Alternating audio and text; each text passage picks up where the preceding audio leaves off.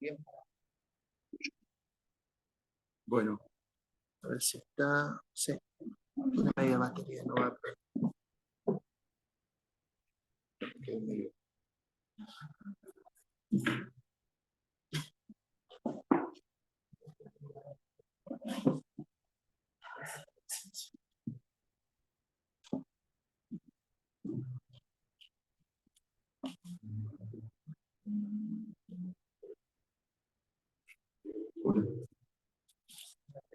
Bueno, hermanos, vamos a comenzar el año.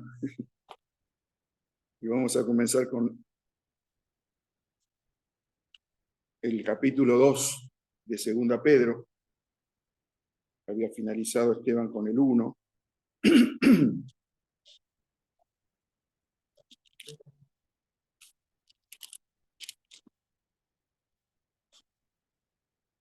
Vamos a leer los primeros 3 versículos del capítulo 2 de Segunda Pedro. ¿Se escucha bien, Eduardo? Dice la palabra, pero hubo también falsos profetas entre el pueblo, como habrá también entre vosotros falsos maestros, que introducirán encubiertamente herejías destructoras y aún negarán al Señor que los rescató, atrayendo sobre sí mismos destrucción repentina. Y muchos seguirán sus disoluciones, por causa de los cuales el camino de la verdad será blasfemado. Y por avaricia harán mercadería de vosotros con palabras fingidas. Sobre los tales, ya de largo tiempo la condenación no se tarda, y su perdición no se duerme. Oramos por la palabra, hermanos.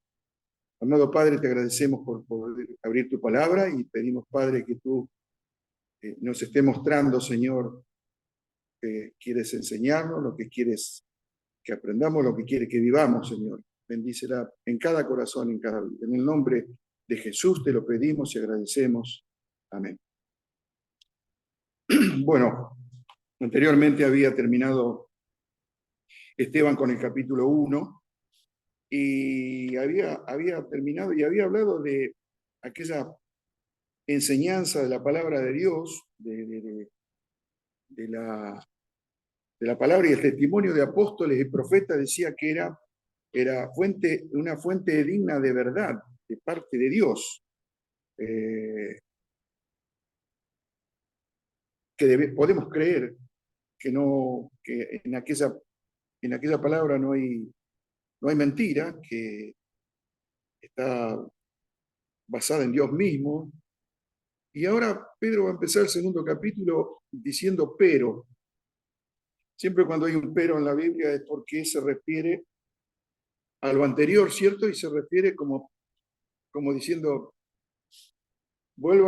hagan memoria de lo que se les enseñó, pero hay algo que tienen que aprender sobre esa verdad o sobre ese tema es relacionado a la verdad de Dios. Podemos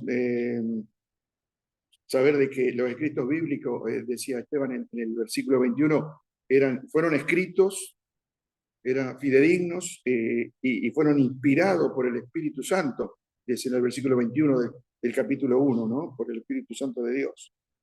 Pero dice Pedro ahora, lo que debemos saber y tener presente, que respecto a esta enseñanza de Dios, la verdad que les fue dada, y que deben creer y que deben vivir, que hubo también falsos profetas, dice. O sea, no solamente se les dio la palabra, sino que también hubo falsos profetas.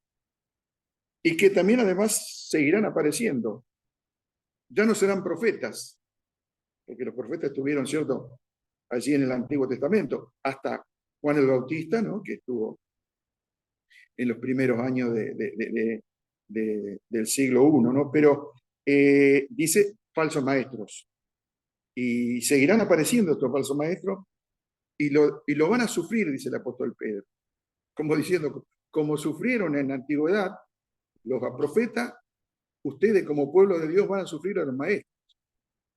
Y esto no solamente fue para los tiempos de Pedro, ¿no?, que estaba escribiendo, sino también para nuestros tiempos, donde también se sufre a los falsos maestros que tenemos, a los falsos líderes que tenemos en las iglesias, ¿no?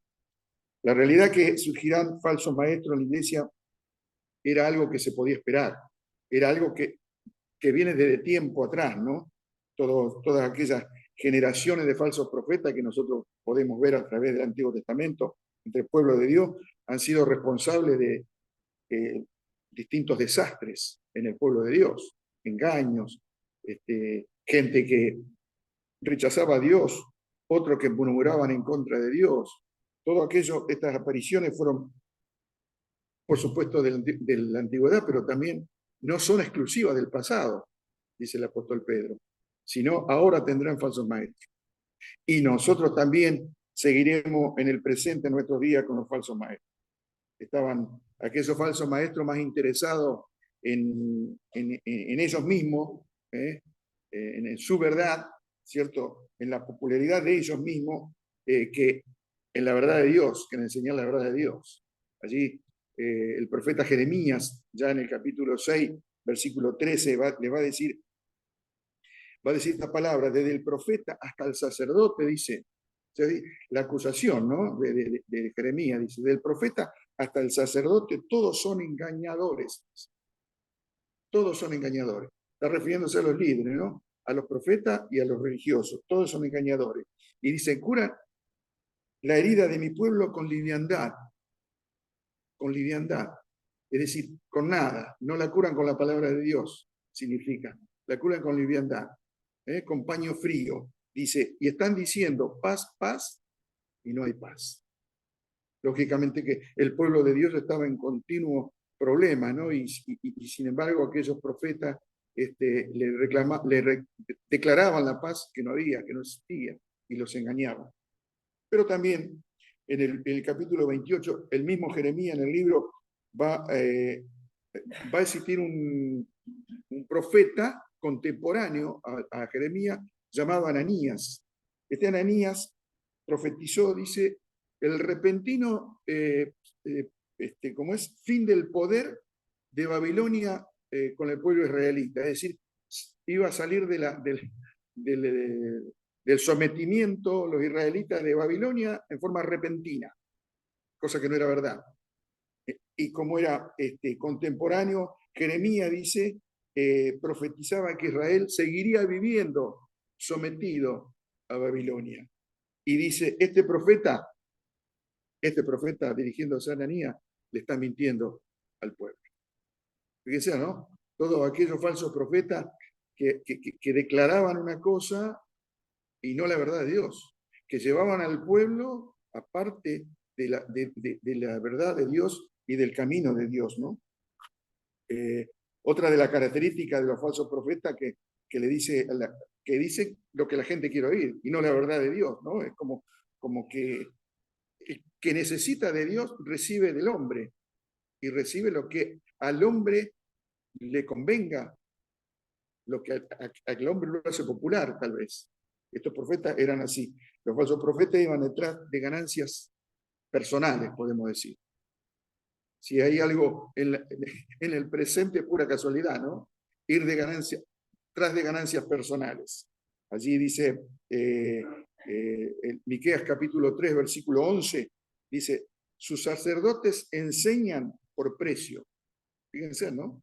Miqueas está denunciando que los sacerdotes enseñaban por precio, o sea, para enseñar cobraban. Para enseñar cobraban, para enseñar la palabra de Dios. Su profeta dice también, dice Miqueas, adivinan por dinero.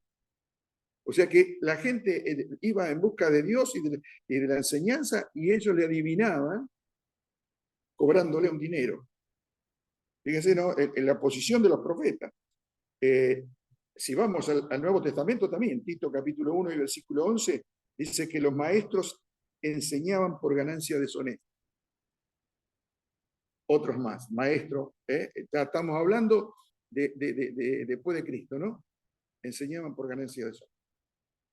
¿Cómo? Lo podemos ver en la actualidad, ¿no?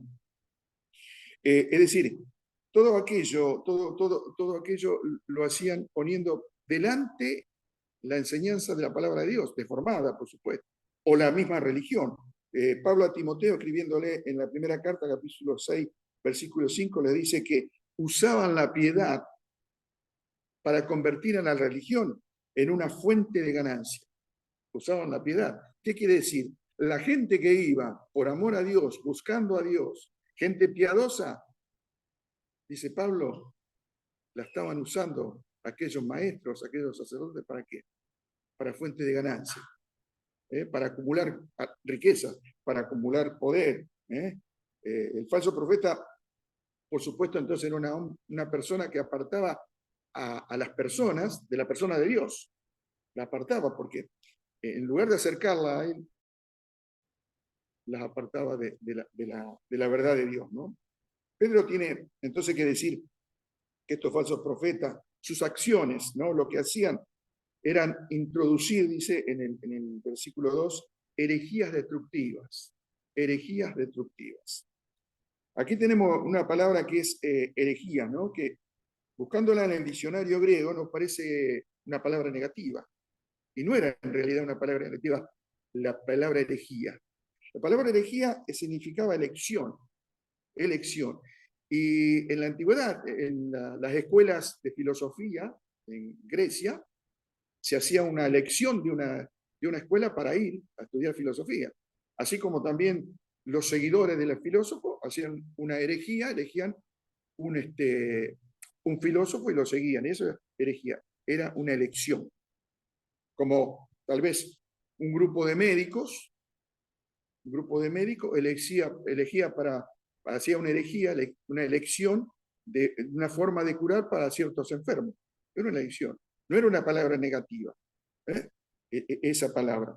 Pero sabemos que en el Antiguo Testamento, allí se lo llamó herejes a los saduceos, a los fariseos, a los esenios, o sea que ya había un poco cambiado el significado de positivo o de algo que no era negativo a algo que ya iba en contra de lo que enseñaba la palabra de Dios, ¿no? Porque la palabra cambió en ese sentido y el apóstol Pablo se refiere a esas herejías. Y se refiere a esas herejías condenándolas, que eran, dice, parte de las obras de la carne, le dice a Tito en el capítulo 3, versículo 10. El hereje dice hay que advertirle. Por supuesto, dice Pablo, hay que darle una oportunidad para que se arrepienta y no enseñe cosas contrarias a la palabra de Dios. Pero dice, si persiste, hay que apartarlo. Hay que apartarlo, hay que alejarlo. Porque evidentemente quiere imponer lo que él quiere, ciertas divisiones, quiere imponer su propia doctrina, una doctrina de hombres, como dice Pablo, ¿no? Entonces vemos un cambio en esto, ¿no? Lo podemos relacionar entonces con las enseñanzas de Jesús. Por supuesto, Jesús es la única y definitiva verdad de parte de Dios para los hombres, ¿no? Quizás antes se presentaban distintas alternativas, distintos caminos, o sea, distintas herejías, distintas elecciones para elegir. Pero cuando vino la verdad, cuando vino Jesús como la verdad de Dios a la humanidad, ya no se podía, no se podía hacer una elección por cualquier camino, sino que allí estaba la verdad, o se elegía la verdad, que era de parte de Dios por la palabra de Jesús, o se seguía creyendo en lo que dice Pedro, que estuvimos viendo en el capítulo 1, en fábulas artificiosas, o cuentos, o mitos, o leyendas.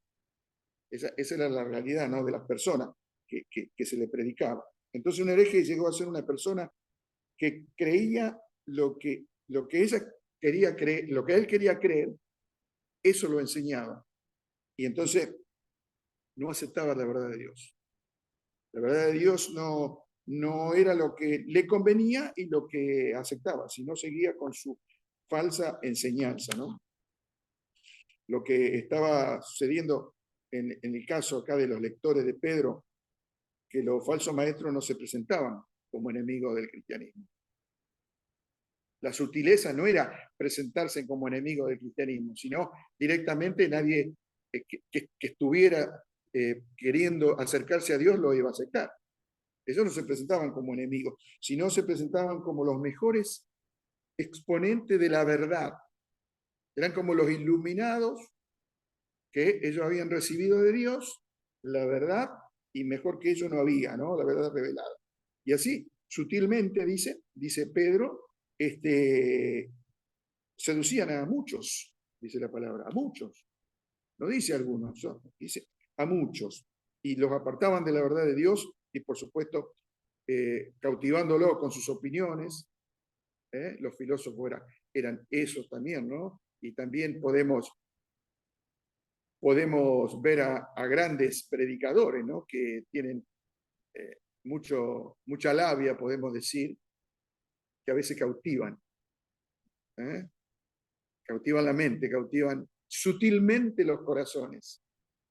Pero hay que buscar si está la verdad de Dios ahí, no la sutileza o la oratoria de los predicadores o de los que están enseñando la palabra de Dios. La persona, estas dice Pedro, negaban que el Señor las había rescatado. Lo negaban en su vida, ¿no? En su hacer, en su hablar. Sabemos que el Señor vino para darnos vida, sabemos, y vino en rescate por muchos, dice Marcos capítulo 10, versículo 45. Fue el precio de su vida el que dio el Señor, ¿no? En rescate por nosotros. Cristo nos redimió de la maldición de la ley, dice Pablo en Gálatas capítulo 3, versículo 13. Nos compró, quiere decir. Él nos compró a gran precio. Esa palabra redimió significa del griego comprar en un mercado. Está claro que esto quiere decir que el cristiano por derecho fue comprado. Y si fue comprado le pertenece a alguien. ¿Y a quién le pertenece? Es al Señor. ¿No? Pertenece absolutamente a Cristo, porque fue comprado por sangre. Los herejes de la carta de Pedro estaban negando que el Señor los hubiese comprado, los hubiese rescatado. Eso demostraba que no habían reconocido a Cristo. Eso demostraba que estaban negando no solo la autoridad de Cristo, sino estaban negando el señorío de Cristo. Porque aquel que se entrega a Cristo como Salvador y Señor pasa a ser un hijo de Dios y su amo, su Señor, que lo compró, es el Señor Jesucristo. Por eso, ante las personas que pretendían ser sabias, ¿no? En su hablar, en su vivir, sus hechos negaban la verdad de Dios, porque negaban el rescate, que el Señor lo había rescatado de su manera de vivir. Por eso la sentencia, dice el apóstol, era que su fin era destrucción, iban a ser destruidos. Estaban introduciendo conscientemente ellos herejías destructivas. Conscientemente lo estaban haciendo. Esto acabaría por destruirlo ellos mismos. Lo mismo que ellos estaban introduciendo iba a ser su destrucción. Un camino seguro de la condenación era que estaban llevando a otros al pecado. Y el camino más seguro para ser condenado es enseñar a otros a pecar. También vemos que la causa de la falsa enseñanza es la ambición. Aquí habla el apóstol Pedro de la avaricia, ¿no? De la avaricia.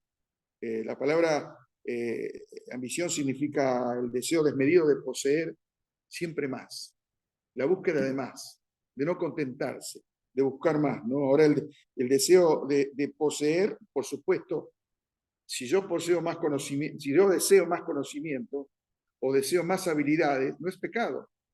El deseo de tener algo no es pecado en sí mismo, ¿cierto? Pero se puede comparar en este caso, deseo de tener más habilidad para la obra del Señor o con más desconocimiento para enseñar, pero aplicada aquí, como dice el apóstol Pedro, el deseo como avaricia, sí es pecado, porque tiene el significado de poseer lo que no tiene derecho a tener y también de poseer aquellos que tienen los demás o de poseer lo que el deseo codicioso o ambicioso de lo que tiene otra persona, el prestigio que tiene otra persona, la autoridad que tiene otra persona. Esa avaricia de poseerlo, eso es avaricia. De ocupar el lugar del otro, ¿no? De querer el lugar del otro. Eso es avaricia. La falsa enseñanza viene con el deseo de ponerse en el propio lugar del Señor, ¿no? En lugar de la verdad de Dios, enseñar la falsedad. Y el falso maestro, en definitiva, es culpable de querer ocupar el lugar de Cristo, de querer ocupar el sillón, de la silla de Cristo, ¿no? Poder enseñar algo falso y saber de que está pecando contra Dios. El efecto, entonces, de esta falsa doctrina, porque es una falsa doctrina, la falsedad del profeta, en este caso de maestros, ¿no? Era doble. ¿Por qué? Porque animaba a la gente a seguir el camino de lo falso, que era lo inmoral. Vemos a personas, estas que habían perdido totalmente la vergüenza, ¿no? De todo, y no le importaba ya el juicio de Dios, y menos el de los hombres. Iban contra todo, ¿no? Pensemos que detrás de esta falsa doctrina era tomada la gracia de Dios, porque ellos tomaban la gracia de Dios para enseñar. Ellos enseñaban con la gracia de Dios, los falsos maestros. Y esa gracia de Dios la utilizaban como justificación, pero no la utilizaban como justificación del pecador, sino del pecado. Y la gracia de Dios es para justificar al pecador y no al pecado. Por eso los falsos maestros utilizaban la gracia como el mismo, ¿cómo es? Como lo mismo para decir, bueno, la gracia de Dios le permite pecar, no se hagan problemas, ¿cierto? Pequen como quieran, tienen libertad para pecar todo lo que quieran. ¿Por qué? Y porque la gracia de Dios es tan grande y tan maravillosa que siempre van a recibir el perdón. Entonces era una enseñanza deformada, porque sabemos nosotros que la Biblia nos dice que cuando tenemos la prueba, la gracia de Dios es mayor. Y que por la gracia de Dios nuestros pecados son perdonados. Lo sabemos a eso. Pero no de esta forma. Que pequemos porque la gracia de Dios es tan grande que vamos a ser perdonados siempre. No nos manda a pecar la palabra de Dios, ¿no? Esta falsa enseñanza tenía un segundo efecto también, ¿no? Que desacreditaba el cristianismo. En los primeros tiempos, y como ahora, ¿no? El cristiano era un testimonio vivo. El cristiano debía ser un testimonio vivo de la iglesia y de Cristo, inclusive, del cristianismo. Un anuncio del Evangelio. Debía ser cartas abiertas, como dice la palabra, ¿no? Del cristianismo. Entonces, Pablo, inclusive acusaba a los judíos, Pablo, allí en Romanos capítulo 2, versículo 24, que ellos habían traído descrédito al nombre de Dios por sus actitudes, sus comportamientos y sus obras. Fíjense, ¿no? El testimonio, cómo muestra el Evangelio, cómo muestra el cristianismo, cómo muestra la iglesia, cómo muestra el Señor, en definitiva, ¿no? También allí el apóstol Pablo pide, allí en las cartas pastorales, en Tito capítulo 2, versículo 5, dice, a las mujeres más jóvenes que se comporten modesta y castamente, porque para que la iglesia no caiga en descrédito, dice, enseñanza, ¿no? Del testimonio, de que estamos anunciando algo y lo estamos anunciando no solamente con la boca, sino que lo estamos anunciando con nuestra vida, con nuestras acciones, ¿no? O sea, que cualquier enseñanza que estaba distanciando a las personas del cristianismo en lugar de atraerlas al cristianismo, a la fe, era una doctrina falsa. Y es una obra, por supuesto, de los enemigos de Cristo, de Dios, ¿no? De los falsos maestros y de los falsos líderes de la iglesia. Ahora vemos que termina el pasaje que la enseñanza falsa conduce a la destrucción. No había alternativa, había una sentencia. Y esa sentencia se dictó mucho tiempo atrás, en el Antiguo Testamento. Allí va a haber una sentencia en el Antiguo Testamento, en la carta a Deuteronomio, capítulo 13, versículo 1 al 5. Se los leo yo para que no lo busquen y veamos cómo fue la sentencia. Dice, la prueba de los falsos profetas, dice el título, cuando se levantaren en medio de ti profetas o soñadores de sueño, y te anunciaren señal o prodigios, ¿eh? Como en la actualidad, y si se cumpliere la señal o prodigio que él te anunció diciendo, vamos en pos de dioses ajenos que no conociste y sirvámosle, no darás oído a las palabras de tal profeta, ni al tal soñador su sueño, porque Jehová vuestro Dios os está probando para saber si amáis a Jehová vuestro Dios con todo vuestro corazón y con toda vuestra alma. En pos de Jehová vuestro Dios andaréis, a él temeréis, guardaréis sus mandamientos y escucharéis su voz, a él serviréis y a él seguiréis. Versículo 5. Tal profeta o soñadores de sueño han de ser muertos, por cuanto aconsejó rebelión contra Jehová vuestro Dios, que te sacó de tierra de Egipto y te rescató de la casa de servidumbre y trató de apartarte del camino por lo cual Jehová tu Dios te mandó que anduvieses, y así quitares el mal del medio de ti.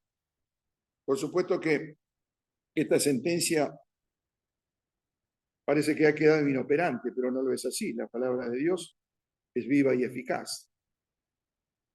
O sea que sigue vigente, sigue válida. Llegará un momento que tanto falsos profetas, falsos maestros, falsos sacerdotes o todos aquellos falsos líderes que enseñaron en contra de Dios y apartaron y quizás llevaron a otros a la perdición, van a tener que dar cuenta y van a encontrar esta terrible sentencia. Van a ser muertos eternamente. Nadie que guíe a otros por este camino del error escapará a su propio juicio, que es la justicia de Dios. Nadie podrá escapar, ¿no? Por eso tengamos, hermanos, presente que para no ser engañados, y para no ser engañados necesitamos profundizar la palabra de Dios y pasar por el filtro de nuestro aprendizaje o de otros hermanos que sepan más, lo que a veces escuchamos y no nos cierra. Porque a veces escuchamos cosas, enseñanza, ahora que está el tema del internet y de la YouTube y de todo, mensajes por todos lados escuchamos. Entonces, eso es necesario meditarlo, aunque nos gusten a la mente, aunque nos sean al sabor agradable, pasémoslo por la palabra de Dios, filtrámoslo por las enseñanzas del Evangelio, llevémoslo cautivo al pensamiento del Señor Jesucristo. Vamos a orar. Amado Padre, amado Dios, te agradecemos tu palabra, Señor. Sabemos de que no solamente fue en la antigüedad los falsos profetas, sino también en la época de Pedro, Señor, de los apóstoles, aquellos falsos maestros, Señor, y sabemos que continúan porque continúa el enemigo en contra de la obra de Cristo, Señor. Y en este mundo, más que nunca, por tantos medios de comunicación que hay, se predican y se oyen muchas voces, Señor, que predican lo contrario a tu palabra. Por eso, Padre, te pedimos que nos guardes y nos des sabiduría para estos casos, Señor, para entender tu palabra, pero también para tener una respuesta a aquellas cosas equivocadas. Padre, guárdanos y bendícenos, y también por todas las oraciones que hemos hecho, tú estés obrando, Señor, en cada corazón y en cada... Te damos gracias por todo, lo pedimos, lo rogamos en el nombre del Señor Jesús. Amén. Bueno, próxima reunión, domingo, 10 horas.